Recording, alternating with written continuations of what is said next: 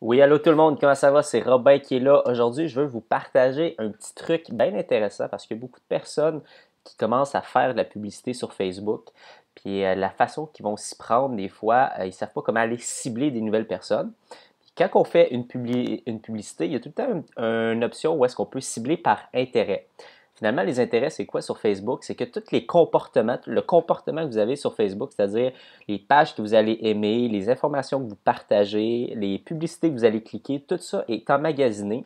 Et finalement, cette information-là est disponible quand vous voulez faire de la publicité. Donc, moi, si par exemple, je suis en train de magasiner un matelas, par exemple, et que je vais avoir cliqué sur une publicité de matelas ou je vais avoir visité un site à travers ma page Facebook qui va être une page de matelas, je vais avoir annexé à mon profil Facebook personnel l'intérêt matelas. OK? Qu'est-ce qui est intéressant aujourd'hui, c'est que je veux vous montrer, premièrement, comment cibler avec les intérêts, parce que c'est une bonne façon de se faire connaître à des gens qui n'ont jamais entendu parler de nous et qui pourraient être intéressés, mais surtout de voir c'est quoi les intérêts qui sont associés à votre compte et comme ça peut vous donner des idées pour faire votre prochaine campagne de publicité. Fait que, juste pour vous mettre en contexte, ici, je suis sur ma page Facebook. Si je clique ici, par exemple, sur Booster la publication, c'est là que je vais rentrer dans la plateforme de publicité. Je vais pouvoir définir à qui que je vais envoyer ma publicité. Donc, si je clique ici, par exemple, sur Modifier, c'est là qu'il va me donner la possibilité de cibler, bon, par âge, par lieu et par intérêt. Donc, souvent, les gens restent bloqués ici. Ils sont comme, bon, ben, je ne sais pas quoi marquer. C'est là que pour vous donner une petite idée comment faire, je vais vous montrer le petit truc. Donc, si vous allez sur votre profil personnel, OK, donc je vais y aller ici. Vous allez voir une publicité ici apparaître, OK, donc que ce soit dans votre fil d'actualité ou sur le côté. Et vous allez cliquer ici sur pourquoi est-ce que je vois ça. Donc, il va vous expliquer comment que la personne vous a ciblé. Donc, ici, cette personne-là, bon, il m'a ciblé par l'intérêt MailChimp. Donc, on est capable de voir ici comment il s'est pris pour me cibler.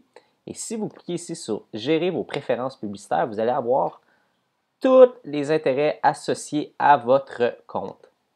Donc, ça ici, il y a différentes catégories que vous allez être en mesure de voir.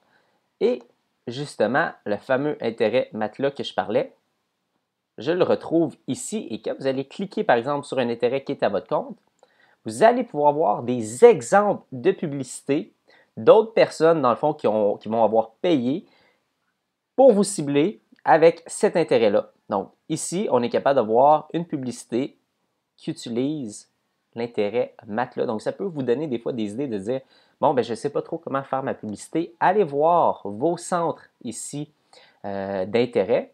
Une fois que vous en avez un que vous trouvez intéressant, comme l'intérêt matelas, dans mon cas, bon, on parlait ici tantôt de l'exemple de la publicité MailChimp.